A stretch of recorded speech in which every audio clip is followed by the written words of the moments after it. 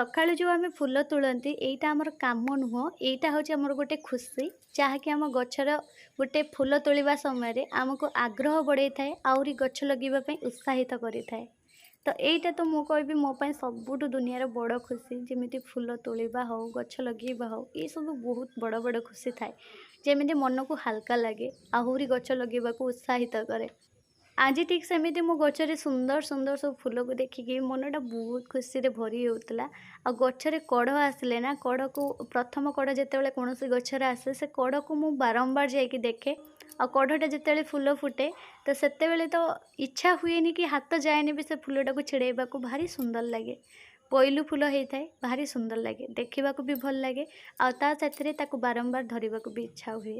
ଠିକ୍ ଯେମିତି ଆଜି ମୋର ଗୋଟେ ନୂଆ ଆଣିଥିବା ନର୍ସରୀରୁ କନିଆରୀ ଗଛରେ ଫୁଲଟିଏ ଫୁଟିଥିଲା। ସେଇ ଗଛଟାରୁ ଫୁଲ ନା ମୁଁ ପୁରା ଶେଷରେ ତୋଳିଲି, କାହିଁକିନା ଗଛରୁ ଫୁଲ ଛିଡ଼େଇବାକୁ ଇଚ୍ଛା ହିଁ ହେଉନଥିଲା, ପୋଇଲୁ ଫୁଲ ଯେହେତୁ ଥିଲା। ତ ଯେତିକି ମୋର ଫିକା ବାଇଗଣୀର ଥିଲା, ଆଉ କିଛି ମୋର ଥିଲା ହେଉଛି ହଳଦିଆ ରଙ୍ଗର, ସେଗୁଡ଼ାକ ପ୍ରଥମେ ଛିଡ଼େଇ ଦେଇଥିଲି। ତାପରେ କନିଆରୀ ପାଖକୁ ଯାଇଥିଲି। ତ ଏସବୁ ଗଛର ଯେଉଁ ମୋର ବର୍ଷକ ବାରମାସୀ ଆପଣ ଫୁଲ ଦେଖୁଛନ୍ତି, ଅପରାଜିତା ବର୍ଷକ ବାରମାସୀ ଫୁଲ ଦେଇନଥାଏ।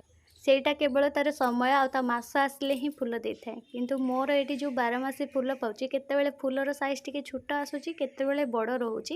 ତା'ର ମାସ ହେଲା ବେଳକୁ, ଫୁଲ ଫୁଟିବା ମାସ ନା, ସେତେବେଳେ ଫୁଲ ଗୁଡ଼ାକ କାଫି ବଡ଼ ରହୁଛି। ଆଉ ଯେତେବେଳେ ଅଦିନରେ ଯେଉଁ ଫୁଲ ଗୁଡ଼ାକ ମିଳୁଛି ଟିକେ ଛୋଟ ଆସୁଛି, କିନ୍ତୁ ଫୁଲ ବରାବର ଦେଉଛି।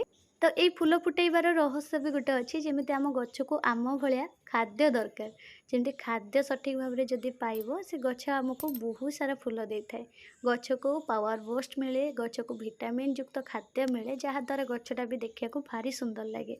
ତ ଏଇଥିରେ କେବଳ ଖାଦ୍ୟ ଭାବରେ ମୁଁ ଖତ ଆଡ଼୍ କରିନଥାଏ, ଗଛରେ ଫୁଲ ଫୁଟିବା ପାଇଁ ବି ମଧ୍ୟ ହରମୋନ୍ ଏକ୍ସଟ୍ରା ଦେଇଥାଏ। ସେଇଟା ମୁଁ 2 ମାସକୁ ଥରେ ସ୍ପ୍ରେ କରିଥାଏ। ବେଶୀ ନୁହଁ, ମାତ୍ର 1ରୁ 2 ବୁନ୍ଦା ଭଳିଆ ବହୁତ କମାଲ କରିବ, ଯେମିତି ଗଛରେ ଫୁଲ ଆଣିବାରେ ବହୁତ ସାହାଯ୍ୟ କରିବ।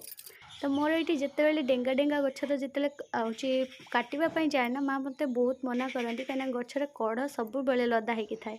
କିନ୍ତୁ ମୋତେ ଡେଙ୍ଗା ଗଛ ଯେହେତୁ ପସନ୍ଦ ନୁହେଁ, ଆଉ ଏତେ ଛୋଟ ଛୋଟ ଗ୍ରୋ ହେଇକରି ଡେଙ୍ଗା ଗଛ ରହିଲା ବେଳକୁ ପବନ ଦେଲା ବେଳକୁ ଗଡ଼ି ପଡ଼ୁଛି, ତ ସେଥିପାଇଁକା ମୁଁ ଯେତେବେଳେ ବି କାଟିତେ ଯାଏ ମାଆ ଭାରି ଅଶାନ୍ତି ହୁଅନ୍ତି। କାହିଁକିନା ମୋର ବି ଏଥିରେ ଭୁଲ ଅଛି। ସବୁଠୁ ବଡ଼ ଭୁଲ ହେଲା, ମୁଁ ଯେତେବେଳେ ଅନ୍ୟ ଗଛରେ ଯେତେବେଳେ ହରମୋନ୍ ଦିଏ ନା, ଲାଷ୍ଟକୁ ଯେତିକି ହରମୋନ୍ ରୁହେ ବଳକା, ତା ଦେହରେ ମୁଁ ହେଉଛି ସେଇ ଡେଙ୍ଗା ଗଛରେ ହିଁ ସ୍ପ୍ରେ କରିଦିଏ। କାହିଁକିନା ଗଛଟି ଆମେ ଯେହେତୁ ଲଗେଇଛନ୍ତି, ତ ଗୋଟେ ଗଛରେ ଦେବା ଆଉ ଗୋଟେ ଗଛରେ ନଦେଲେ ତ ଭଲ ଲାଗିବନି ନା, ସେଥିପାଇଁ ମୁଁ ଦେଇଦିଏ।